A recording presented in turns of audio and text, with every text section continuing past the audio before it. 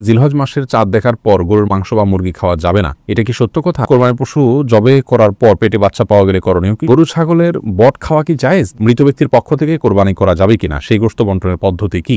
স্ত্রী গর্ভবতী হলে স্বামীরা কি গরু জবে করতে পারে? রাসূলুল্লাহ সাল্লাল্লাহু আলাইহি ওয়াসাল্লামের পক্ষ থেকে কি কোরবানি দেওয়া যাবে? কোরবানির গোশত কতদিনের মধ্যে খাওয়া উচিত? সারা বছর কোরবানির গোশত ফ্রিজে রেখে খাওয়া উচিত কি? কোরবানি দেওয়ার পর গোশত 3 ভাগ না করে পুরোটা নিজে খেলেও কি কোরবানি হবে? ঋণ করে কোরবানি করা যাবে কিনা?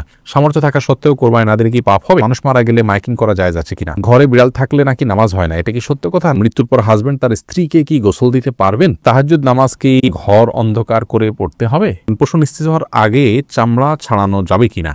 মাহতাব আহমদ জানতে চেয়েছেন, কোরবানির পশু জবে করার পর পেটে বাচ্চা পাওয়া গেলে করণীয় কি? শরীয়ত অনুযায়ী নিয়ম হলো সে বাচ্চাকেও জবে করে দেওয়া, যদি আপনার খেতে ইচ্ছা না করে না খেলেন। রিসান ভুঁইয়া আপনি জানতে চেয়েছেন, গরু ছাগলের বট খাওয়া কি জায়েজ? জি, এটা সম্পূর্ণ জায়েজ, তবে এটা যার যার রুচির ব্যাপার। কারোর যদি ভালো লাগে তিনি খাবেন, কারোর ভালো না লাগলে তিনি খাবেন না, একান্তই তার ব্যাপার। আরাফাত ইসলাম জানতে চেয়েছেন, মৃত ব্যক্তির পক্ষ থেকে কোরবানি করা যাবে কিনা, সেই গোশত বন্টনের পদ্ধতি কি? মৃত ব্যক্তির পক্ষ থেকে কোরবানি করা যাবে, যিনি কোরবানি করবেন তিনি তার নিজের গোশত যেভাবে ব্যবহার করেন এটাকে ঠিক একই ব্যবহার করবেন। তাসনিম আরা তাশফিয়া জানতে চেয়েছেন, অজু করে সাবান ধরলে কি অজু থাকবে? কোনো অসুবিধা নেই, সাবান ধরলে অজু থাকবে। এরপরে আবু সিদ্দিক হানিফ জানতে চেয়েছেন, ঘরে বিড়াল থাকলে নাকি নামাজ হয় না, এটা কি সত্য কথা? না, এটার কোনো ভিত্তি নেই, ঘরে বিড়াল থাকলে নামাজ হবে না, কেন নামাজ হবে। এরপরে সাদিয়া আক্তার প্রিয়া জানতে চেয়েছেন, কোরবানির গোশত কতদিনের মধ্যে খাওয়া উচিত? সারা বছর কোরবানির গোশত ফ্রিজে রেখে খাওয়া উচিত কি? বল সাদিয়া, কোরবানির গোশত ফ্রিজে রেখে আপনার খেতে হবে এমন কোনো বাধ্যবাধকতা নেই। আমরা এটা কিছুদিন খেলাম, এটা দিয়ে আমাদের 6 মাসের গোশত কেনার কাজ সারলাম, এমনটি করাটা জাস্ট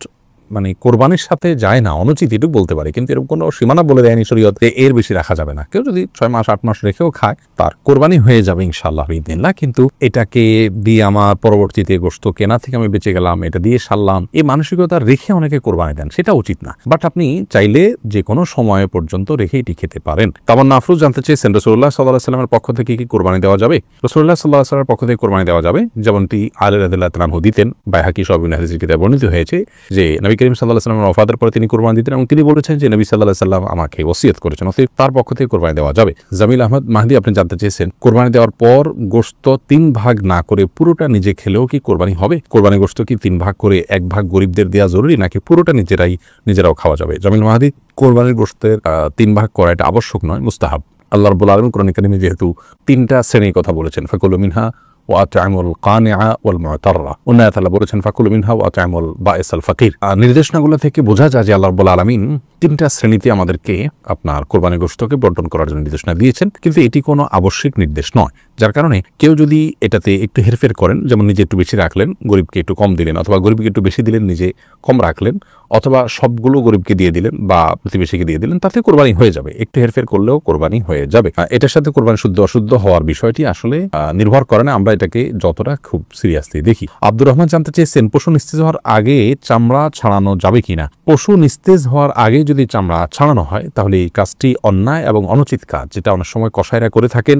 একাধিক পশুর কাজ তারা ধরেছেন, সেই জন্য তারা এটা করে থাকেন। আগে থেকে কসাইদের সাথে এই বিষয়গুলো নিয়ে বোঝাপড়া করে নেওয়া উচিত এবং কোনো অবস্থাতেই আপনার পশুকে এভাবে কষ্ট দেওয়া উচিত না। অকারণে পশুর প্রতি অমানবিক আচরণ করা ইসলাম শরীয়তের দৃষ্টিকোণ থেকে গুনাহের কথা। আল্লাহ রাব্বুল আলামিন প্রত্যেক পশুর প্রতি সবকিছুর প্রতি আমাদেরকে ইহসান করার নির্দেশ করেছেন। এমনকি যখন জবে করব তিনি বলেছেন ওয়াইদা যাবাহতুম ফাহসিনু যিবহাতা, জবে করলে জবাকৃত পশুর প্রতিও তোমরা ইহসান করবে, ছুরিকে ভালো করে ধার দিয়ে নেবে, যাতে করে অহেতুক তাকে বেশি সময় ধরে পচাতে না হয়। সেখানে পশুর প্রাণবাহির আগে থেকে চামড়া ছেলা শুরু করা, রক কাটা, এগুলো অত্যন্ত গর্হিত কাজ, যেটা অনেকেই করে থাকেন। আমরা যথাসম্ভব নিজের জায়গা থেকে সাবধান থাকবো ইনশাআল্লাহ বিইذনিল্লাহ। এমডি সালাউদ্দিন সবুজ জানতে চেয়েছেন, মানুষ মারা গেলে মাইকিং করা জায়েজ আছে কিনা? মানুষ মারা গেলে মাইকিং করা বা আজানের মানে মতো করে ডাকাডাকি করা, এটাকে অনেক ওলামায়ে কেরাম নিষেধ করেন। তবে জানাজা হবে বা মারা গেছে সংবাদ দেয়াতে কোনো অসুবিধা নেই, যে আজকাল অনেক সহজ মাধ্যমে সংবাদ দেয়া যেতে পারে। ইউমেরা এআইডি থেকে আপনি জানতে চেয়েছেন, মৃত্যুর পর হাজবেন্ড তার স্ত্রীকে কি গোসল দিতে পারবেন?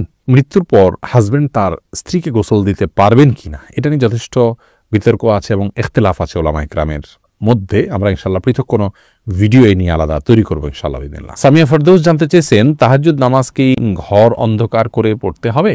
এর কোনো ভিত্তি আছে কি? তাহাজ্জুদের নামাজ এটা আমরা ঘর অন্ধকার করে লাইট বন্ধ করে পড়তে হবে, এর কোনো ভিত্তি নেই। বরং সেটা আপনার যেভাবে সেভাবে আদায় করতে পারেন। আপনার মনোযোগের জন্য আপনি যদি আলো আধার করে নিতে পারেন, ডিম আলো করে চান, তো সেটি করতে পারেন, কোনো অসুবিধা নেই। তবে অন্ধকারই পড়তে হবে এমন কোনো বাধ্যবাধকতা বা নিয়ম নেই। হাফেজ মোহাম্মদুল্লাহ জানতে চেয়েছেন, স্ত্রী গর্ভবতী হলে স্বামীরা কি গরু জবাই করতে পারে? কোনো অসুবিধা নেই। স্ত্রী গর্ভবতী হলে স্বামীরা জবাই করতে পারেন না, এরকম কথা আমাদের সমাজে বলা হয়ে থাকে, কিন্তু এই কথার কোনো ভিত্তি, গ্রহণযোগ্য কোনো ভিত্তি নেই। বরং এরকম অবস্থাতে স্বামী চাইলে পশু জবাই করতে পারে। খসরু নেহাল ইউটিউব চ্যানেল থেকে আপনি জানতে চেয়েছেন, সামর্থ্য থাকা সত্ত্বেও কোরবানি না দিলে কি পাপ হবে? সামর্থ্য না থাকা সত্ত্বেও কোরবানি না দিলে আবু হানিফা রাহমাহুল্লাহর মত অনুযায়ী, মাযহাব অনুযায়ী, আমাদের উলামায়ে কেরাম সেই মাযহাবকে ফলো করেন, এই মাযহাব অনুযায়ী আপনার এটি পাপ হবে। কারণ নবী করিম সাল্লাল্লাহু আলাইহি ওয়াসাল্লাম এখানে সতর্ক করেছেন, যে ব্যক্তি কোরবানি করার সামর্থ্য রাখে, মানে যদি সাআতান ইউযাহিয়া ওয়ালাম ইউযাহি ফালা ইয়াকরাবান্না মুসাল্লানা, সেই জন্য আমাদের ঈদগাহে না আসে, কোরবানির সামর্থ্য আছে অথচ দিল না, সেরকম যেন মানুষ ঈদগাহে না আসে। তার মানে নবী সাল্লাল্লাহু আলাইহি ওয়াসাল্লাম বিষয়টাকে কত কঠোরভাবে নিলেন। এই জন্য সামর্থ্য থাকা সত্ত্বেও কোরবানি না দেওয়া অবশ্যই পাপ হবে এই হাদিসের আলোকে। যদিও অনেক উলামায়ে কেরামকে সুন্নতে মুআক্কাদা বলেন, তাদের মতে পাপ হবে না, এবং সে মতের পক্ষে উলামায়ে কেরাম অনেক ইমামগণ আছেন, তারা সেটি বলে থাকেন, সেটারও ভিন্ন যুক্তি এবং দলিল আছে। সামিউল ইসলাম জানতে চেয়েছেন, ঋণ করে কোরবানি করা যাবে কিনা? ঋণ করে কোরবানি করা যাবে, কিন্তু যিনি ঋণ করে কোরবানি করছেন, তিনি ঋণ করে কোরবানি করার ক্ষেত্রে যদি তার পরবর্তীতে ঋণ পরিশোধের ভালো ব্যবস্থাপনা থাকে, সেজন্য তিনি করতে পারেন। ইবাদত, বন্দেগী, নেক আমল, এটা ঋণ করে করা যায়। আর্থিক ইবাদত নেই, ঋণ করে আমরা দান করতে পারি, ঋণ করে আমরা কোরবানি করতে পারি, সেজন্য এটাও করা যায়। কিন্তু ঋণ করে কোরবানি করার জন্য যারা খুব বেশি আগ্রহী, তারা ঋণ করে কি কখনো দান, সদকা, গরিব দুঃখীদেরকে টাকা পয়সা দেওয়া, মসজিদ মাদ্রাসায় দেওয়া, এগুলো তারা করেন কিনা? যদি কখনো সেগুলো না করেন, তাহলে কোরবানির ক্ষেত্রে বিশেষভাবে ঋণ করে করার বিশেষ হেতু কি? যদি এমন হয় যেখানে গোশতটাই মুখ্য, তাহলে সেক্ষেত্রে আপনার এইভাবে কোরবানি ঋণ করে হোক আর ঋণ করা ছাড়া এমনি নিজের টাকা থেকে হোক করা উচিত নয়। এই জন্য উদ্দেশ্যের বিষয়টিকে আমাদের বারবার মাথায় রাখা উচিত, এবং যেহেতু এটার ফিডব্যাক আমাদের বাসায় উঠে, অতএব মুখ্য উদ্দেশ্য যেন কোরবানিগ্রস্ত না হয় সেটি মাথায় রাখা উচিত। মৌলিকভাবে ঋণ করে কোরবানি করা জায়েজ রয়েছে। ফাতেমা খাতুন জানতে চেয়েছেন, জিলহজ মাসের চাঁদ দেখার পর গরুর মাংস বা মুরগি খাওয়া যাবে না, এটা কি সত্য কথা? না, এটি সম্পূর্ণ ভুয়া এবং ভিত্তিহীন কথা, কুসংস্কারাচ্ছন্ন কথা। জিলহজ মাসের চাঁদ দেখা যাওয়ার সাথে আপনার গোশত খাওয়ার কোনো সম্পর্ক নেই। কেউ যদি মনে করেন যে আমি কোরবানি গোশতর আগে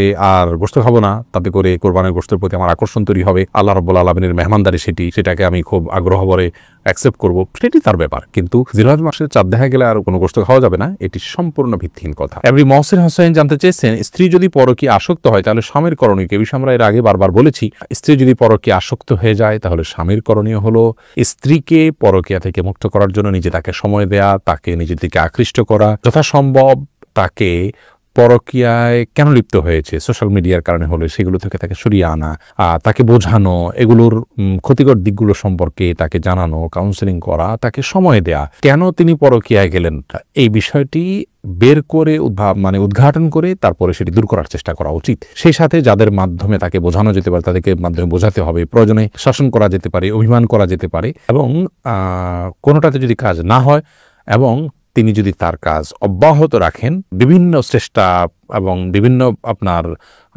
ভাবে তারকে সংশোধন করার জন্য চেষ্টা করার পর যদি না হয়, তাহলে স্বামী চাইলেই তার সঙ্গে সংসার করতে পারেন, না হলে তাকে এক তালাক দিয়ে সুযোগ দিতে পারেন সংশোধন হওয়ার। এরপর যদি সংশোধন না হয়, তাহলে পরবর্তীতে আস্তে আস্তে চূড়ান্তভাবে বিচ্ছেদের দিকে চাইলে যেতে পারেন, কিন্তু তার আগে তাকে সংশোধনের সমস্ত পথগুলো ব্যবহার করা।